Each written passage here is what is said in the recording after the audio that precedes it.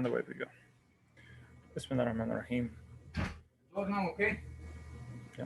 Bismillah ar-Rahman ar-Rahim. You take a key? Yeah. Oh. Thank you. Bismillah ar-Rahman ar-Rahim. Alhamdulillahi Rabbil Alameen. Wa salatu wa salam.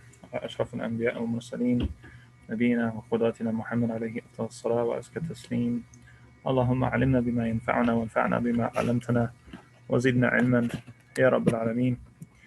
It's Sunday night, so we are talking about reforming the self with Raghib Asfahani in his book Dhariyah ila Makarim Shariah, and we're in the second section of the book where he talks about the aql, the intellect. So the next section that we have, Raghib Asfahani, actually over a couple sections, he's going to go really in depth into a linguistic analysis. Remember that Raghib Asfahani is that's one of his areas of expertise. One of his famous books that has reached us is Siraj, which is basically a vocab book for the Quran. Very, very, very useful book.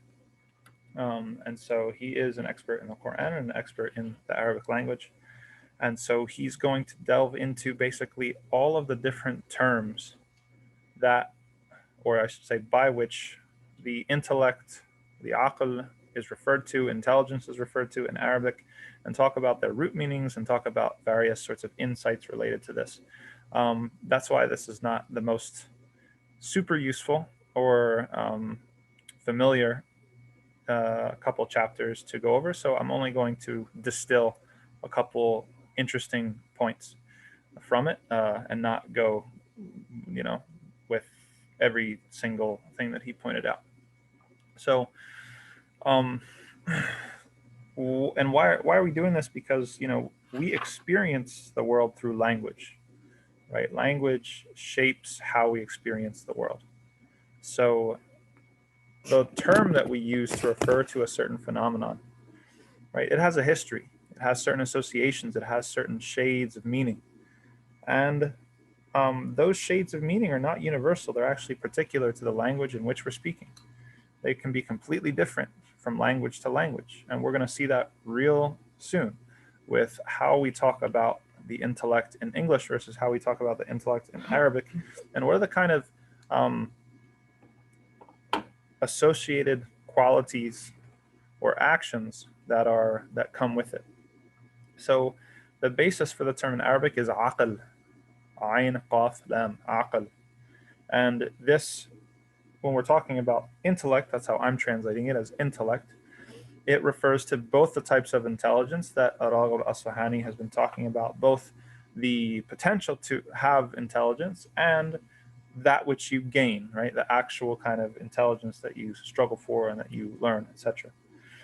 But the interesting thing about aql is that it comes from a root that has to do with something that restrains an animal.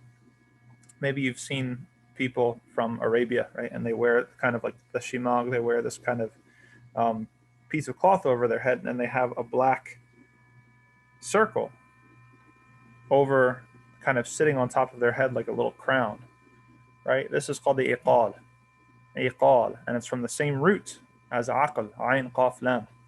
And this little circle of black, it's actually used to hobble camels, right? So what they do is that they make the camel sit down, and then they use this black, leather circle to tie it, basically bind up the camel's leg so it can't move when you're sleeping, or when the camel is resting, right? And so the iqal and the aql, the root refers to something that restrains somebody else. And this is extremely significant. And it's not the only word that's used in Arabic that refers to intellect that has this same sort of connotation. There's another one that he points out, hijr, like Allah subhanahu wa ta'ala says in Surah Al-Fajr, in هذا لقسم لذي حجر, right? لذي حجر. What are we talking about here? لذي حجر this is for intelligent people. It also has to do with prevention and abstaining and refraining and discipline and control, right? You see where I'm going? with this. So in Arabic, intelligence is bound up with all of these other connotations. Intelligence and intellect is related to discipline and control, restraint, abstention, all these sorts of things. Now in English we get the word intellect and intelligence from different root words entirely. It's derived from a Latin root, intellect, okay? So int referring to something that's internal, okay, as opposed to external. And lect from lecture, right, which has to do with speech. So your intelligence or your intellect in English language, the things that are associated with it are internal speech, right, which is kind of what we think about or what we imagine is the process of thought, right? We're kind of like talking to ourselves in our heads. That's kind of like what intellect or intelligence is to us. Look at the differences in connotation between the two languages, right? When it comes to English, the term intellect or intelligence doesn't have any duty that's communicated with the word, right? It's internalized, it's individualized, right? Whereas in Arabic, aql is something that is restraining, something that's disciplined, right? It begs the question, okay, first of all, it has an action point, okay? It's not just something that you know. There's an assumption that the knowledge is going to produce some sort of action. What's that action? That action is actually an action of discipline and restraint. You know better, right? And so I think we can see how the different sort of associations or colors of the words, they matter significantly. And when you get into this level of linguistic analysis, you actually understand why Allah subhanahu wa ta'ala chose Arabic as the language through which to speak the Quran. Because something that has associated with it action point, discipline, right? It's kind of getting you thinking about how this information should be applied to the world around you, to others around you. It gets you thinking about the duty that you have once you have this gift or you develop it is far superior than a term that kind of is just talking about what's going on inside of you, doesn't really have anything to do with what's going on outside of you, doesn't really expect anything from you, right? When it comes to some sort of action or application of the things that you're learning, right? Two other words that are used in the Arabic language that are worth pointing out here, ilm and ma'rifah.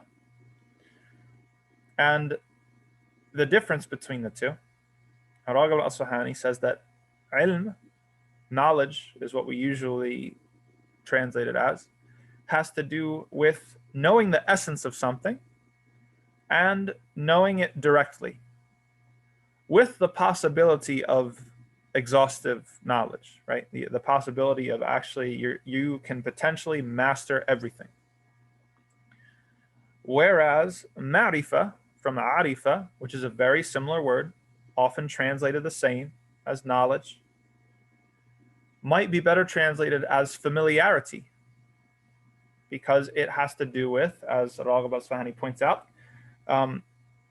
not knowing something in its essence, but knowing something from the effects it has or its activity, right? It involves more inference, and it's not exhaustive, right? There's no assumption that you can exhaust knowledge or familiarity of the thing. And this is why actually when we look at the Quran and we look at the hadith, never once does Allah subhanahu wa ta'ala or the Prophet sallallahu alaihi wasallam refer to ilm of Allah, right?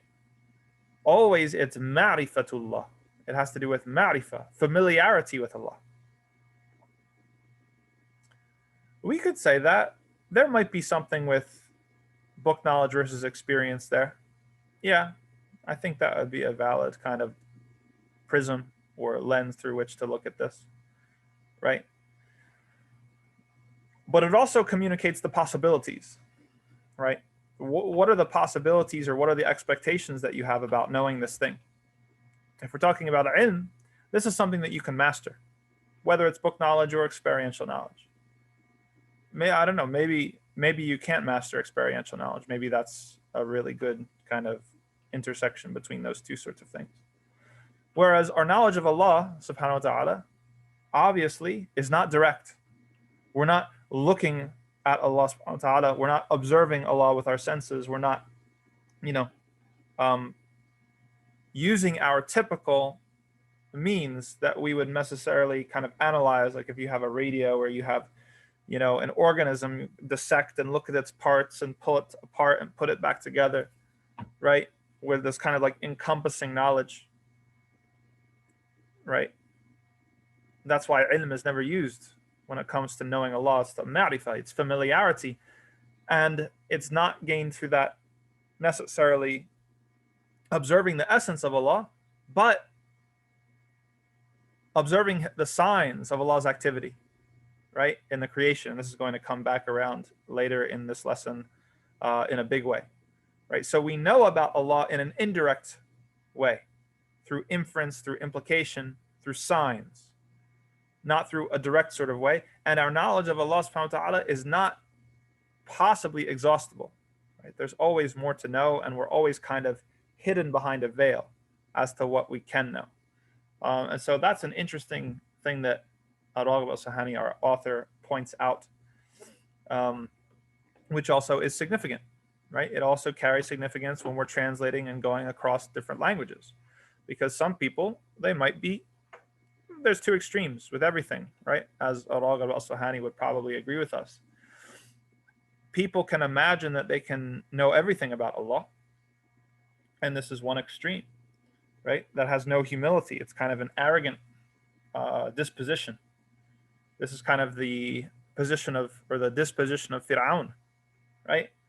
Who says to Haman, build me a huge staircase so I can ascend and look at this God of Moses, right? Assuming that this is something that he can directly observe. But then there's another extreme, which is kind of this obscurantism. It's like, well, we can't know anything. We can't say anything about Allah. And this is kind of popular and hip with kind of people who get into New Age spirituality, right? And there's various books out there. It's like Allah is everything and nothing, right? Allah is internal and external, right? They love these kinds of seemingly, these contradictions and these riddles and things like that, to the point where you're not actually saying anything about Allah subhanahu wa ta'ala at all. So if that's the limit to our knowledge of Allah, oh yeah, with three E's exactly, deep, seemingly deep, right? 100%, right? Well, you can put an end to that real quick. It's like, okay, so Allah exists and doesn't exist at the same time, right? No, you have to pick one. He exists, okay? And so we can say actual things about Allah. We can say tangible things about Allah, but it has to be grounded in knowledge, right? You've heard of evidence-based medicine. Well, we have evidence-based religion or evidence-based spirituality. We believe in, this is the importance of revelation. Allah subhanahu wa ta'ala didn't just leave us blundering about, grasping at straws, trying to figure out, what is this thing? No, he communicated with us. It's a two-way conversation. Our prayer is our communication with him, and his revelation is his communication towards us. And so you find, these sorts of things, anybody who has a little bit of knowledge about the revelation that Allah subhanahu wa ta'ala sent, these sort of obscurantist views are kind of a little bit frustrating, because you're trying to say that we can't say something about Allah that Allah just said himself in the Quran, right?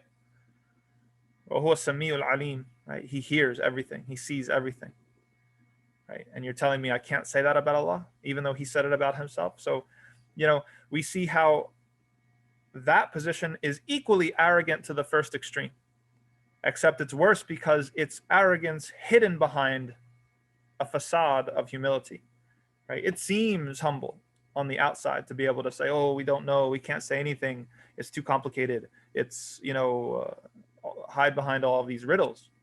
When in reality, you're basically saying that you're more of an authority about Allah than himself, because Allah has told us directly about himself. And now you're saying that that's not what he meant, or that you know better what he meant, or that you would have worded it differently, perhaps, right? So just as arrogant.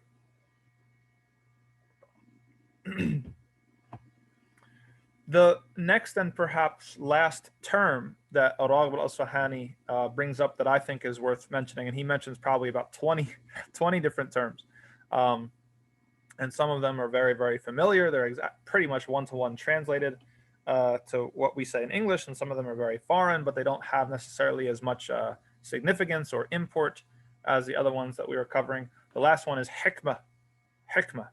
Okay, so hikmah is the Arabic word for wisdom. فَقَدْ أُوتِيَ خَيْرًا كَثِيرًا, right? Allah says in Surah Al-Baqarah, whoever has been granted wisdom, then he has indeed been granted great good or abundant good. Hikmah, just like aql, just like the word for intellect, has connotations of restraint and discipline. So the hikmah is the bit of a horse or a camel. So the thing that you put in its mouth, that you pull it side to side, the reins are attached to it, and it pulls it side to side. So the hikmah is supposed to steer, right? It's supposed to steer somebody to the right path for benevolent and excellent action. And I forgot to look into the history of the word wisdom, so I'll have to get back on that one. But you see how with Arabic these terms are infused. It's like a tea, right? It's steeped in ideas of restraint and discipline, which is extremely, extremely important, and action. Whereas typically the words that we use in English, not so much. What is wisdom? Wisdom is simply knowledge, good knowledge, beneficial knowledge, matched with righteous action. Everything put in its proper place. In Raghib al-Asfahani, he says that there's two ways to obtain wisdom, and it's worth mentioning. The first is the wisdom that you earn. You go out and you take it. Yes, it's something that you can earn. And he lists several ways, very kind of in brief, how you can do that. One is to actively try to develop your understanding of things going on around you. Another one is to find sincere teachers. Remember, we talked about the importance of sincere teachers several lessons ago, because not all teachers are sincere. To be independent. Okay, this is an interesting one that we wouldn't necessarily think of right away, but Raghib al-Asfahani is trying to get at the fact that when we are under the thumb of somebody else, or we have a conflict of interest, it prevents us from matching our knowledge with our action. And we see this a lot today. People who know better are institutionally involved, or they have conflicts of interest. They're tied to certain institutions where it makes it very hard for them to speak about certain issues. Okay, well, if the definition of wisdom is beneficial knowledge paired with righteous action, then they don't have it. They can't obtain wisdom if they're not acting righteously according to the beneficial knowledge that they have. And finally, he says, taking care of your health. And this is something that people realize very readily, that the longer you live, the more likely you are to obtain wisdom. And so you should take care of your body, and you should live a healthy life to give yourself the best chance of obtaining wisdom. The second way to get wisdom is just simply those to whom Allah has just gifted it. Right? And Allah does give some things just as divine gifts, and we find that. We say, in English, we say, such and such a person is wise beyond their years. Right? There are certain people who maybe they've been through a lot of experiences at a very young age, and then there's other people that just the way that Allah created them, they kind of have this natural affinity for seeking out beneficial knowledge and acting on it righteously. So that's going to end our discussion of terms. Those are the most beneficial ones to kind of meditate on for our purposes. Then he goes on to talk about what's so important about the intellect. And this is a little bit different than his kind of introduction where he's talking about why Allah gave us our intellect. Right? We're saying why? Because it's kind of the sticking or the landing place for the revelation, and it helps us submit to the truth and all these sorts of things, right? But here he's trying to say something a little bit different. He's talking about of all the qualities that people possess, intellect and knowledge is the most noble of all of them. And that's really saying something, because we have so many noble qualities out there: to be generous, right? To be selfless, to be, helpful, all these sorts of things, to be brave, to be courageous. He kind of ran through several qualities in the previous section. But the best of all of them, he said, is knowledge, is intellect. And his proof is something that the ulama mention a lot, which is that if you have, let's say you have an animal, a game animal, such as a deer or something like that. Okay. If a wild dog were to kill that animal, are we allowed to eat it? Yes or no? We're right there when it happens. We chase the dog away and we have a free dinner. Can we do that? No, we can't do that, right? This is something that is one of the types of meat. This is now carrion. This is dead, carrion that we're impermissible. However, what happens to that same game animal, that same meat, if you take that dog and train it and domesticate it and train it to hunt?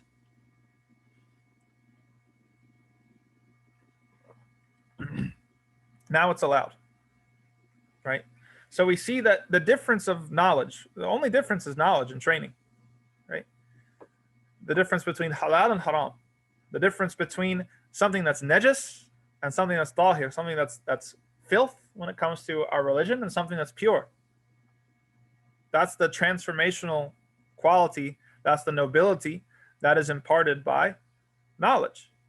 That even a dog whose saliva, poses lots of problems for us, and requires, some strict protocol for washing, right? All of a sudden you train that dog and it's a totally different ballgame. You give that dog a little bit of knowledge and it's entirely treated in a different way. So then what about human beings? If that's the case with animals, if that's the case with dogs, then even more so, human beings. He points out something that I thought was really funny and interesting, given the political climate today. He says that intellect and knowledge is something that is universally praised, except in a few situations. Okay, so the situations that he says nobody mocks or nobody looks down or belittles people with knowledge and people with understanding or people of intellect, except in a few select situations. One of them is somebody who's sinful, right? Somebody who has a guilty conscience. Such a person will mock and will reject and will belittle intelligent people, people of intellect. Why? Because misery loves company. They want other people to be like them so that they feel vindicated and affirmed in what they're doing, right? We have certain things that are acceptable vices by our society's standards today. And you see the shrill fever pitch with which any dissenter is met. Anybody even raises their head to say this is wrong, there's now attempts to cancel them and ruin their career and get them booted off of social media and all these sorts of things, right? You don't want to, and there's no attempt to engage in the nuts and bolts of the issue or talk about epistemology and talk about morality and ethics, which is, even in the Western tradition is a branch of philosophy, right? There's a philosophical conversation to be had there. Nobody wants to do that. They want to simply silence this person in a very totalitarian way, right? Isn't there something there of guilt? Yes, there's something there of guilt. Somebody who's living in sin and feels guilty about it, they don't want anyone to remind them of their guilt. They don't want anybody out there that would, quote unquote, judge them.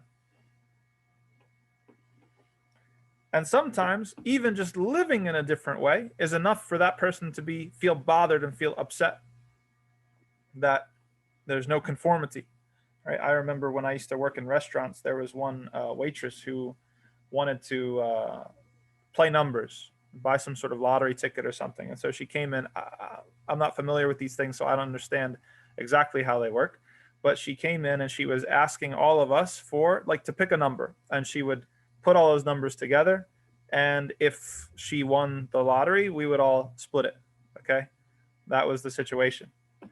And when she asked me to give her a number, I said, no, thanks. And she's like, what are you talking about? I was like, I don't want to give you a number because I don't believe in gambling. This is something that's against my faith. And so I don't participate in it.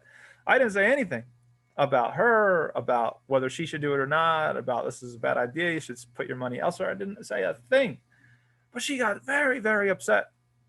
She got very, very angry at me and felt attacked, right? Felt attacked.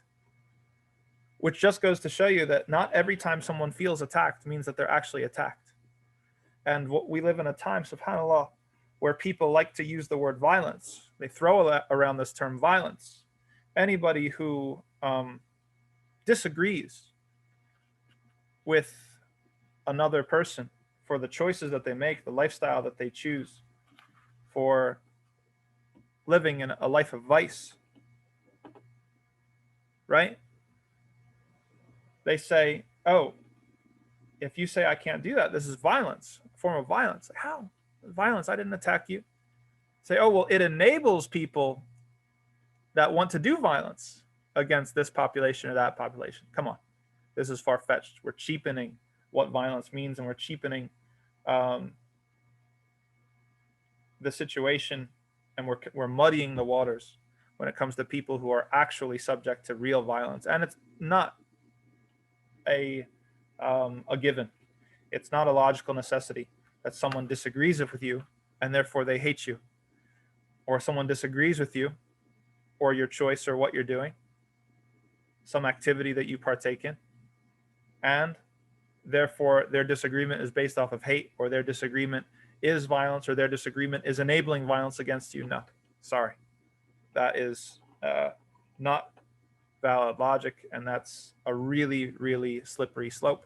It's a political power grab, and it's extremely dangerous to think that way.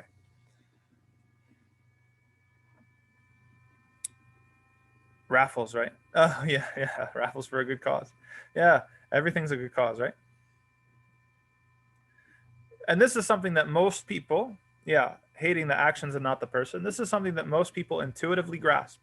But we live in a time where a small vocal minority is attempting to hold everybody else hostage with this kind of logic, right? And it has worked to a surprising degree. And we ask Allah to keep us safe and protect us. And we hope that people start speaking up to reverse this sort of trend, because it's not right. Which is a personal anecdote why I don't tend to like to use the word Islamophobia, just to be completely, and people might disagree with me, even though there is prejudice, definitely, and some people have hatred, and that hatred is political, and it's not based off of anything real towards Islam and towards Muslims. SubhanAllah, we just saw what happened in Canada. However, the idea of making something into Islamophobia and painting anybody who might disagree with Islam as potentially Islamophobic is kind of taking this kind of dirty trick from other groups and applying it. And myself, I think that's short-sighted. I don't think that's the right way. I think there's other ways to address prejudice and other ways to address terrorism against Muslims and hate crimes against Muslims, right? Without necessarily recreating this kind of whole category, Islamophobia, that threatens to do the same thing we don't want done to us, which is basically paint anybody who disagrees with us as hating us. You know, it's tempting. It's tempting to take that trick out of other groups' bag, but my personal opinion, I don't think that's the best way in the long run, and Allah knows best. So the only type of people that are going to belittle or reject intelligent people or intelligence, the sinful, the guilty. And subhanAllah, you see in the Quran when the people of Lut, alayhi salam, try to kind of have this back and forth with Lut, and Lut tries to reason with them, what's their reaction every single time? Their reaction is, get them out of here, expel them. And that's very telling. That's very telling. And that's the scenario that we live in today as well. There's no dialogue. There's no intellectual engagement. There's just a political power grab. That's kind of what the technique is. So that's the first type of people. The second type of people are the people who are greedy and power hungry, right? So demagogues. Yeah, we are at a time in the history of the United States of America where we see this in an alarming amount. Demagogues, by definition, people who attempt to manipulate the emotions of people for their own political gain, and are not interested in principles or positions or platforms or things like that, right? This is the definition of a demagogue, and we see that a lot today. So this is the other type of person. Raghib Asfahani says, hundreds and hundreds of years ago, this is the other type of person, second type of person, that's going to reject intelligence and the intellect and the people who are intelligent. And the third example, he says, are people who have some sort of ulterior motive, right? Some sort of conflict of interest, right? So we have two examples, or a category of examples. We could say that somebody who wants to sell you something, right? A lot of youth culture is kind of based off of this, pushback against the man. Being intelligent is not cool. Being smart is not cool. Failing, dropping out of school is glorified. It's glamorous, especially in rap culture, hip hop industry, right? And the people who are actually producing these albums and these artists and things like that, they all went to school and they all got a degree and they're CEOs and live out in the suburbs and have huge houses and all these sorts of things, right? So they're not practicing what they preach.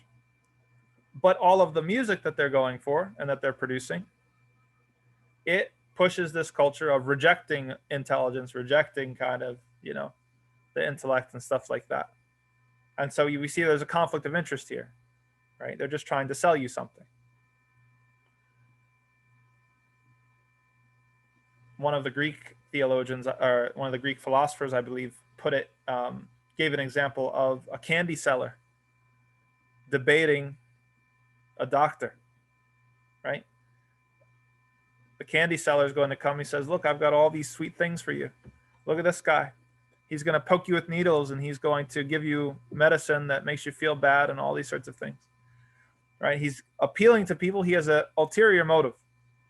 He's going to reject intellect, intelligence, and the people, the scholarly class that represents those sorts of things. That being said, and this is my own addition to what Raghib Asfahani says, it's very important that the scholarly class or the expert class or whatever you want to call it, the intelligentsia, lives up to the expectations that are placed on them and acts in a transparent and trustworthy manner. Because we experience this now today in the United States. Once people stop trusting the experts or the intelligentsia, then you can't do anything. You've damaged respect for knowledge itself. You've damaged respect for knowledge itself if people who are studied and learned do not uphold, they're not trustworthy. I read something that was very alarming that I was unaware of until very recently. That in Pakistan, rolling out some of the vaccines, I didn't realize that the CIA was involved in some of some of that work. They were actually using vaccination to collect information about the whereabouts of Osama bin Laden. And everybody was trying to tell the CIA, don't do this, don't do this, don't do this. It's a horrible idea. Don't politicize medicine. Don't politicize vaccines. And eventually they stopped. But so much, when people were so upset, and rightfully so, and it created so much confusion that now even still today you have vaccine reluctance over there because they don't trust it, right? We have the same thing in the United States of America. We have the Tuskegee experiment. We have, traditionally the medical and the political kind of authorities have used African Americans as guinea pigs for various medical treatments. And so trust is gone. Then all of a sudden you want people to trust you and people to be able to listen to your directives if you're telling them to get vaccinated, and now nobody's going to listen to you. So society can't go on that way. That's why it's a two-way street. You have to respect expertise, respect intelligence, respect knowledge, but you also have to, the people who are in that position of authority have an enormous amount of responsibility to be trustworthy. All of this boils down to, Raghib Asfahani, he says, that the only people who belittle intellect are the people who have made their intellects a slave to their urges and impulses, and not the other way around, not made their impulses and urges a slave to their intellect. And finally, and I guess we'll end here because, we're coming up on the end of time. The intellect is what separates human beings from the rest of creation. And this isn't necessarily as drastic as most people think, right? Like, animals are intelligent and animals communicate to each other and animals have knowledge. But when it comes to the ability to restrain ourselves, which is why the linguistic kind of connotation that we talked about before is important. In Arabic, the intellect also is tied up with the ability to discipline and restrain ourselves. We have a degree of discipline and restraint, or at least a potential for discipline and restraint, that no other creature has, right? There's a thing in cattle that's called bloat, right? Cattle can eat grass too fast to the point where they actually get this kind of gas buildup in their stomach and they die.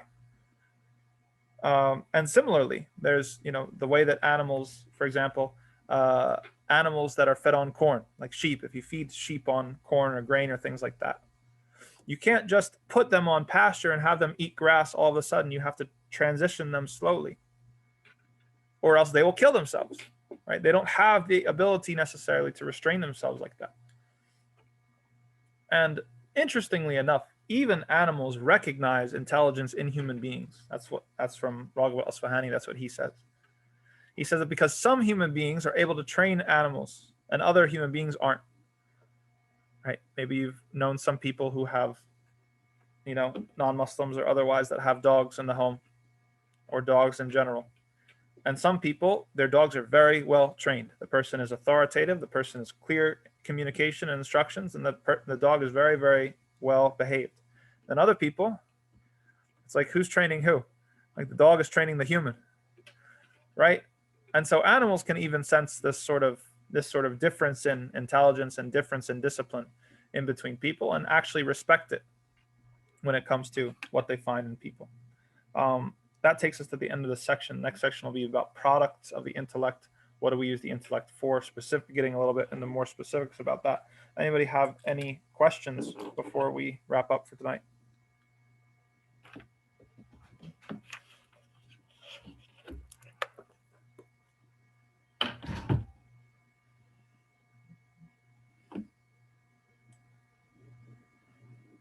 Any questions?